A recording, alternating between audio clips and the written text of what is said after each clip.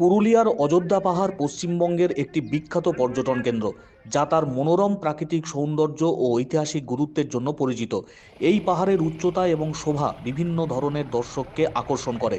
প্রতি বছরের মতো এবছরও শীতের মরশুমে প্রচুর পর্যটকদের ভিড় অযোধ্যা পাহাড়ে। অযোধ্যা পাহাড়ের শীর্ষে একটি মন্দিরও রয়েছে, যা পুজো অর্চনা করার জন্য স্থানীয় এবং পর্যটকদের কাছে বিশেষ জনপ্রিয়। একটি প্রাকৃতিক দৃষ্টিপথ রয়েছে, যা থেকে পুরো অঞ্চলটি দেখতে পাওয়া যায়। পাহাড়ের চূড়ায় ওঠার জন্য বেশ কিছু ধাপ এবং পাথুরে পথ রয়েছে, যা কিছুটা কষ্টকর হলেও দর্শকদের কাছে এক অনন্য অভিজ্ঞতা। পর্যটকরা এবং ভ্রমণ পিপাসুরা পাহাড়ের টানে বারবার ছুটে আসেন এই অযোধ্যা পাহাড়ের কোলে। পাহাড়ের উপর দাঁড়িয়ে থাকলে দূরের গ্রাম, নদী এবং প্রকৃতির অপরূপ দৃশ্য দেখতে পাওয়া যায়। এই পাহাড়ের গাঢ় বনভূমি এবং আঁকাবাঁকা পথের মধ্য দিয়ে হাঁটতে হাঁটতে অনেক পর্যটক সেই পরিবেশের স্নিগ্ধতা এবং মনোরম পরিস্থিতি অনুভব করেন। অযোধ্যা পাহাড়ের ভিড় মূলত শীতকালে, বিশেষ উৎসবের সময় বেড়ে যায়। বহু দর্শক এখানে আসেন। বড়দিন উপলক্ষে যেমন ভিড় জমেছে অযোধ্যা পাহাড়ে, তার পাশাপাশি শীতের মরশুমে এবং নূতন বছরের প্রারম্ভে ঢল নেমেছে পর্যটকদের। পুরুলিয়া জেলার তো বটেই, পার্শ্ববর্তী বিভিন্ন জেলা, ভিন রাজ্য থেকে হাজার হাজার পর্যটকরা ভিড় করছেন পুরুলিয়া জেলার এই অযোধ্যা পাহাড়ে। বিশেষ করে শিবরাত্রি বা দুর্গাপুজোর সময় মন্দিরেতে প্রচুর ভিড় হয় বলে জানা যায়। অনেকেই আসেন এখানকার নৈসর্গিক দৃশ্য উপভোগ করতে। কিছু মানুষ ধর্মীয় কারণে আসেন, তবে পর্যটকরা আসেন প্রকৃতি এবং পাহাড়ের টানে।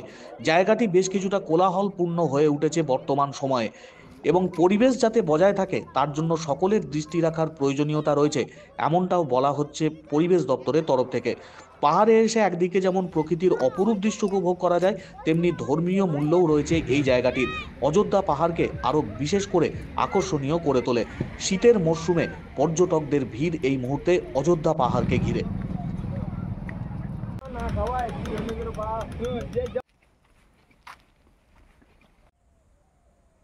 আমি গত পরশুদিন হুগলি থেকে অযোধ্যা পাহাড় ঘুরতে এসেছি। তো অযোধ্যা পাহাড় ঘুরতে এসে আমার অভিজ্ঞতা বেশ ভালোই। গতকাল আমরা গেছিলাম upper dam, lower dam, marble lake, Charida গ্রাম, মুখোশ গ্রাম দেখার জন্য। ওই দিকটা খুবই ভালো।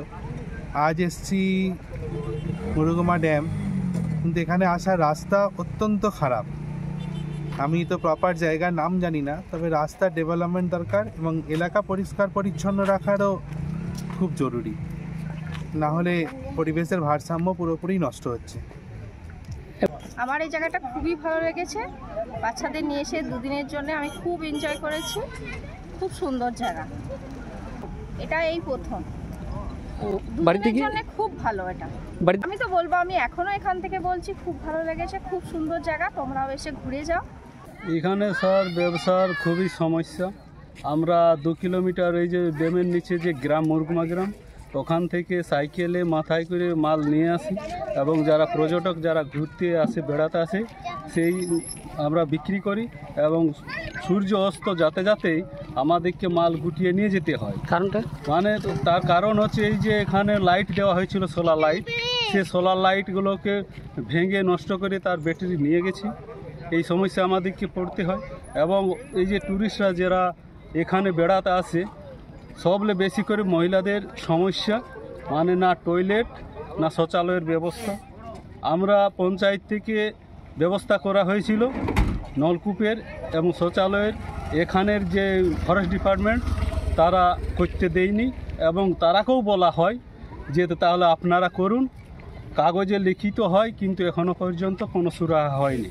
আমি RLCCর মেম্বারও ওটি ফরেস্ট ডিপার্টমেন্টের।